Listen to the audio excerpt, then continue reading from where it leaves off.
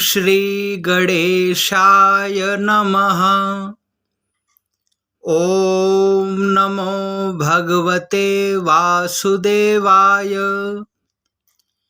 आप सभी को श्री योगिनी एकादशी की हार्दिक शुभकामनाएं। एकादशी तिथि भगवान श्री कृष्ण जी को अत्यधिक प्रिय है। जो व्यक्ति एकादशी जी का व्रत करता है तथा एकादशी जी की कथा को सुनता है, उस पर भगवान की कृपा होती है। आइए हम सभी श्री योगिनी एकादशी व्रत कथा का श्रवण करें। आइए वीडियो आरंभ करते हैं। धर्मराज युधिष्ठिर जी ने पूछा, हे वासुदेव, हे श्री कृष्ण, आषाढ़ के कृष्ण पक्ष में जो एकादशी होती है उसका क्या नाम है? कृपया उसका वर्णन कीजिए। भगवान श्री कृष्ण बोले, हे राजन, आषाढ़ के कृष्ण पक्ष की एकादशी का नाम योगिनी एकादशी है। यह बड़े बड़े पाप कर्मों का नाश करने वाली है। संसार समुद्र में डूबे हुए व्यक्तियों के लिए यह सनातन नौका के समान है। तीनों लोकों में यह सारभूत व्रत है। यह मनुष्यों का उद्धार करने वाला तथा उनका कल्याण करने वाला है। अब मैं इस एकादशी जी की कथा को कहता हूँ, आप सुनिए। अलकापुरी में राजाधिराज भगवान कुबेर रहते हैं। वे भगवान शिव के परम भक्त हैं तथा भगवान शिव की भक्ति में तत्पर रहने वाले हैं। कुबेर जी के हेममाली नाम वाला एक यक्ष सेवक था, जो नित्य पूजा के समय फूल लाया करता था। हेममाली की पत्नी बड़ी सुंदरी थी। उसका नाम विशालाक्षी था। वह यक्ष अपनी स्त्री से बड़ा प्रेम करता था तथा काम पाश में आबद्ध होकर अपनी पत्नी में आसक्त रहता था। एक दिन की बात है, हेममाली मानसरोवर से फूल लाकर अपने घर में ही ठहर गया और अपनी स्त्री में आसक्त होने के कारण अपने घर पर ही ठहर गया। कुबेर भगवान के भवन में ना जा सका। उधर कुबेर देवता मंदिर में बैठकर भगवान शिव का पूजन कर रहे थे। उन्होंने दोपहर तक फूल आने की प्रतीक्षा की, परंतु जब पूजन का समय व्यतीत हो गया तो यक्षराज कुपित हो गए।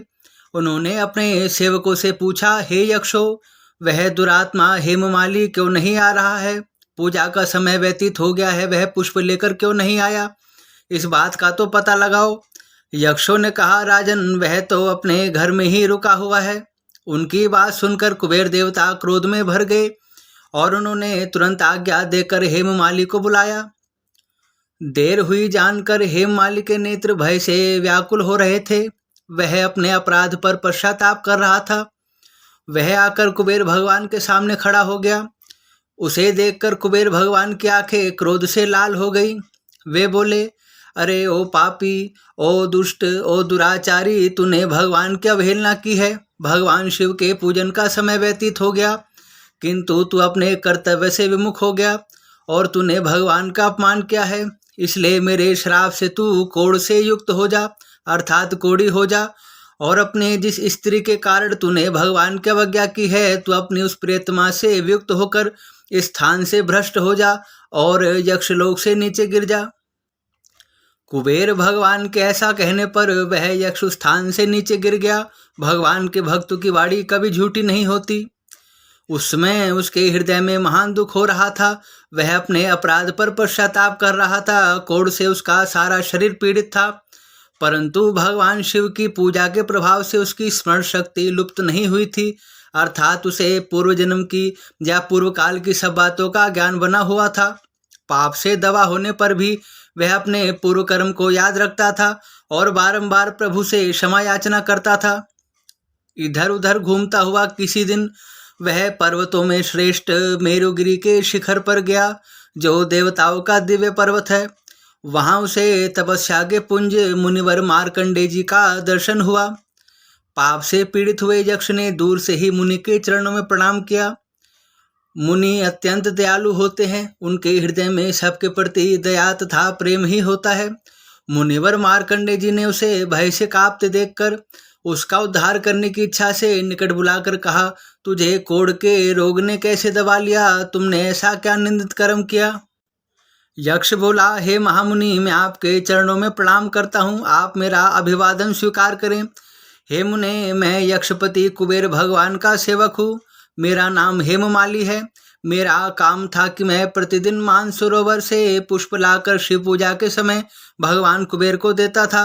एक दिन पत्नी में आसक्त होने के कारण मुझे समय का ज्ञान नहीं रहा, अतः राजाधिराज कुबेर ने कुपित होकर मुझे श्राप दे दिया, जिससे मैं कोढ़ से आक्रांत होकर अपनी प्रेतमा से बिछुड़ गया। हे महामुनि, भगवान शिव की भक्ति के प्रभाव से मेरे मन में निश्चित ही आपके प्रति श्रद्धा उत्पन्न हुई है। हे प्रभु, किसी शुभ कर्म के प्रभाव से मैं आपके निकट आ पहुंचा हूँ। संतों का चित्त स्वभावतः परोपकार में लगा रहता है, अतः मुझ अपराधी को भी कर्तव्य का उपदेश दीजिए। मार्कंडे जी ने कहा, तुमने यहाँ सच्ची बात कही है, असत्य भाषण नहीं किया, इसलिए मैं तुम्हें कल्याणप्रद व्रत का उपदेश करता हूँ। जो भगवान शिव हैं वही भगवान विष्णु जी हैं, जो भगवान विष्णु जी हैं वही भगवान शिव जी हैं। इन दोनों में तनिक भी भेद नहीं है। तुमने भगवान शिव की पूजा की थी, जिसके फल स्वरूप अब तुम्हारे दुख कट जाएंगे और तुमने अपने अपराध का पश्चाताप भी कर लिया है। अब मैं तुम्हें एक ऐसा व्रत बताता हूँ जो तुम्हें दुखों से छुड़ा देगा। तुम आषाढ़ के कृष्ण पक्ष में योगिनी एकादशी का व्रत करो। इस व्रत के प्रभाव से तुम्हारी कोढ़ स्थिति दूर हो जाएगी। भगवान विष्णु अत्यंत दयालु हैं, करुणा के सागर हैं, वह दीन जनों पर कृपा करने वाले हैं। जो व्यक्ति भगवान विष्णु जी की शरण में जाता है उसको स्वप्न में भी दुख नहीं हो सकता। तुम भगवान विष्णु जी को प्रिय इस एकादशी जी का व्रत करो, जिससे तुम्हारे संपूर्ण संकट टल जाएंगे और तुम पर देवताओं की कृपा हो जाएगी।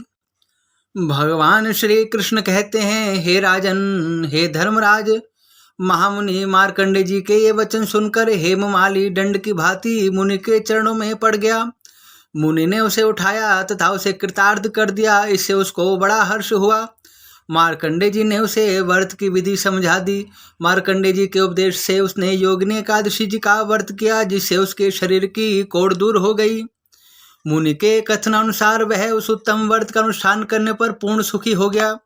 पुनः यक्षलोक में चला गया तथा भगवान कुबेर की सेवा में नियुक्त हो गया तथा अपनी पत्नी तथा अपने परिवारजनों के साथ मिल गया।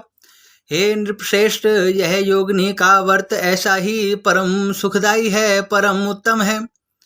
जो 88,000 ब्राह्मणों को भोजन कराता है, उसके समान ही फल मनुष्य को भी मिलता है जो इस योगिनी एकादशी का व्रत करता है।